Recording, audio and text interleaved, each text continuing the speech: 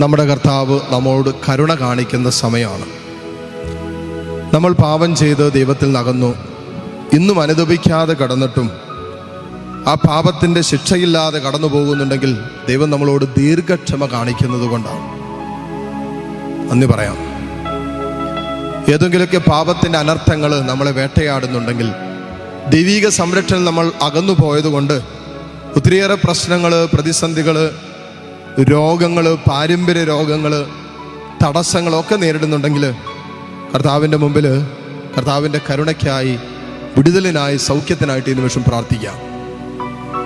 കരങ്ങളെ രണ്ടും മാറോട് ചേർത്ത് പിടിക്കുക. കണ്ണുകൾ തുറന്ന് ഈശോയിലേക്ക് നോക്കുകയോ കണ്ണുകൾ അടച്ച് പ്രാർത്ഥിക്കുകയോ ചെയ്യുക. ആത്മാർത്ഥമായിട്ട് ഈ നിമിഷങ്ങളിൽ പ്രാർത്ഥിക്കും. ഉള്ളുകൊണ്ട് ദൈവത്തെ വിളിക്കുക.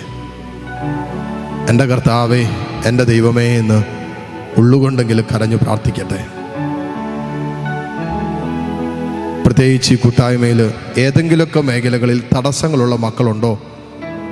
ഹൃദയം കൊണ്ട് ഈശോയെ വിളിച്ച്, എൻ്റെ ഈശോയെ, വർഷങ്ങളായിട്ട് നേരിട്ടുകൊണ്ടിരിക്കുന്ന സാമ്പത്തിക വരുമാന മാർഗങ്ങളിലുള്ള തടസ്സങ്ങൾ, ജോലി മേഖലയിൽ തടസ്സങ്ങളുള്ള മക്കൾ, വിവാഹപ്രായമായിട്ട് വിവാഹം നടക്കാത്ത ആ മേഖലയിൽ തടസ്സങ്ങൾ നേരിടുന്നവർ, വിവാഹം കഴിഞ്ഞ് വർഷങ്ങളായിട്ട് കുഞ്ഞുങ്ങളില്ലാത്ത അവസ്ഥകളുള്ളവർ, ആത്മീയ ജീവിതത്തിൽ തടസ്സങ്ങൾ നേരിടുന്ന മക്കൾ, വിശുദ്ധ ജീവിതത്തിൽ തടസ്സങ്ങളുള്ള മക്കൾ, പ്രാർത്ഥനാ ജീവിതം തടസ്സപ്പെട്ട് കിടക്കുന്ന മക്കൾ, വചനം വായന തടസ്സപ്പെട്ട് കിടക്കുന്ന മക്കൾ, കൗദാശിക ജീവിതത്തിൽ തടസ്സങ്ങൾ നേരിടുന്നവർ, വിശുദ്ധ കുർബാനയുമായി ബന്ധപ്പെട്ടും കുമ്പസാരമൊക്കെ ബന്ധപ്പെട്ട് തടസ്സങ്ങളുള്ളൂ. കുമ്പസാരിച്ചിട്ട് വർഷങ്ങളായി, പറ്റണില്ല.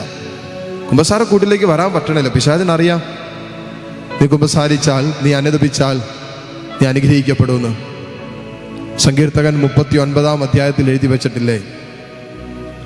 പാപത്തെ പ്രതി ദൈവം നിന്നെ ശിക്ഷിക്കുമ്പോൾ നിനക്ക് വേണ്ടപ്പെട്ടതിനെയെല്ലാം കർത്താവ് കീടത്തെ പോലെ നശിപ്പിച്ച് കളയും.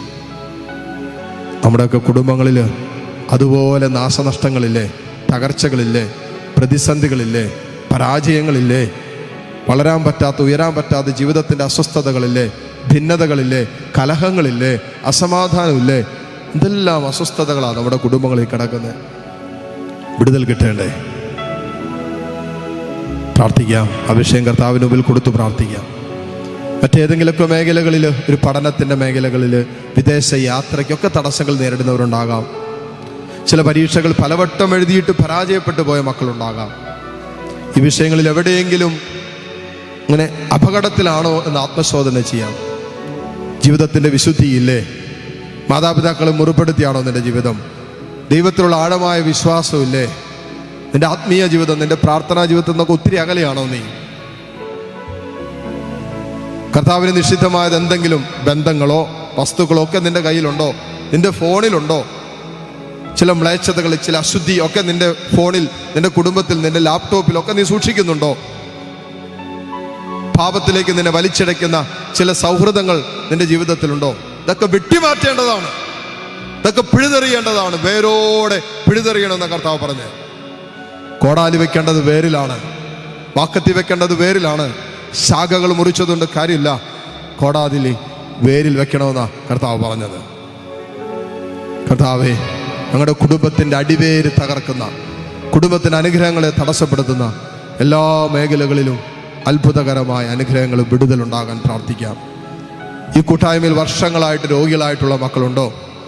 മരുന്നുകൾ ഫലിക്കാത്ത രോഗാവസ്ഥകളുണ്ടോ? ചികിത്സിച്ചിട്ട് സൗഖ്യം കിട്ടാത്ത രോഗപീഠകളുണ്ടോ? വലിയ വലിയ മാരക രോഗങ്ങൾക്ക് അടിമപ്പെട്ടു പോയ മക്കളുണ്ടോ? പാരമ്പര്യ രോഗങ്ങളുണ്ടോ?